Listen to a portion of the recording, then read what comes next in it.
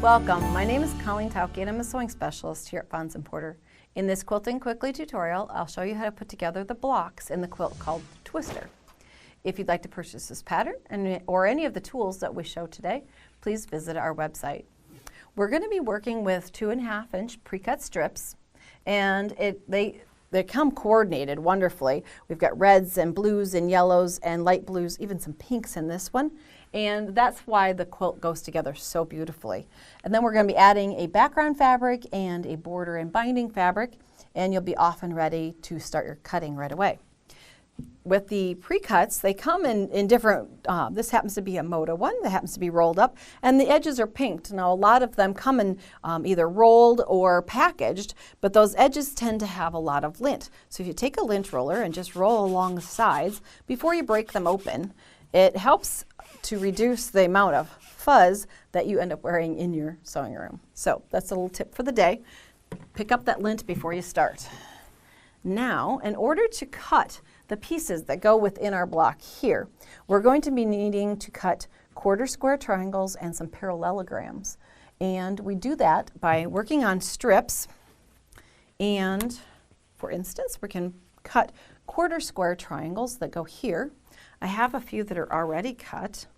The reason why we want a quarter square triangle to go into this position is that the straight of grain will be here on the outside of the long leg of the triangle, and that will be the outer edge of our block, making it a little more stable. Yes, there will be bias edges here, which do have a little bit of give, but once they're contained within our block, then working block to block, we don't have so much stretch or distortion. We need to cut these strips, or these triangles, from a strip like this. We can use the Fons & Porter half and quarter ruler. It's made so that you can either cut triangles from this edge at the top or pieces from the side here. But for this application, we're going to be using the tool with the black triangle, which is a quarter square triangle. And down one of the short legs, it will tell you the size strip that it fits onto. So you can see at the 2.5-inch strip marking, I'm going to lay that at the bottom of my strip. The little black triangle will hang off the top of the strip, which is proper placement. And that way you kind of have an engineered point where it can simply then cut down through 2 layers at a time here so that we can create the pieces that we need. And you'll need to have 4 that go together within each block. So follow the instructions for the number of matching pieces that you need from each strip in the quarter square. If you, one thing that I didn't mention is that if you don't have the half and quarter ruler, you can use template plastic. Now in our patterns, we include the little template like this that you can then trace onto template plastic and cut out. I've even marked it with which pattern it goes to. So it says Twister, Quilting Quickly, what page number that would have appeared on, and the issue. So that if I want to go back to make that quilt again, I have the template ready to go. So if you don't purchase the template or the half and quarter ruler, you can use template plastic. The pieces that you need then next are the parallelograms that go within this quilt. And those look like this cut, and they are cut at 1 7/8 inch wide. So from our strip, we can take this out, and on this one you'll want to cut 1 layer at a time so that all of your parallelograms are the same. And you're going to use the 45-degree line on your ruler, and you're going to line that up with the top edge of your strip to make the very first cut. The side of there's going to have a little bit of waste here as we get started cutting down our strip. But then we can quickly, once we get that angle established, we can take away that little scrap. Now we're going to slide it 1 7/8 inches along the strip. So our 45-degree line is here. The 1 7/8 inch mark is down the side. And we can quickly then just move along our strip. Remember to keep that 45-degree line along the top edge of your strip, 1 7/8 down the side, and cut 4 matching pieces for our block. And those go here. once you have all of your pieces cut, just follow your instructions for the number of matching pieces for your block. You also need to cut the pieces that are 1/4 square here, and we have half square triangles here. So we are going to be cutting from squares. We're starting with squares. We're actually going to cut them down into triangles for the pieces that go here and here. Then for the 1/4 square triangle, you're going to start with a square, and you could cut strips, I guess, if you wanted to, but just as easily you can take a square and cut it diagonally in both directions and yield 4 pieces.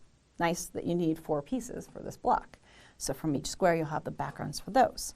Now that you have all kinds of pieces cut, let's look at the actual construction of just a quadrant of the block. Because once we get this quadrant done, it simply moves around. So we have 4 that are identically constructed. So we'll take out these excess pieces here. Now we need, well, let's look at this one here. 1/4 square triangle. Whoops, stuck to my finger. We will need the light 1/4 square triangle here.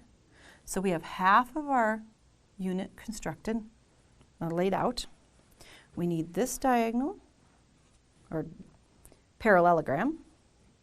Then we need this piece, and the last goes here. Now we have a lot of biased edges, so be very careful as you put everything together. The easiest way that I found for putting it together would be to kind of dissect it like this.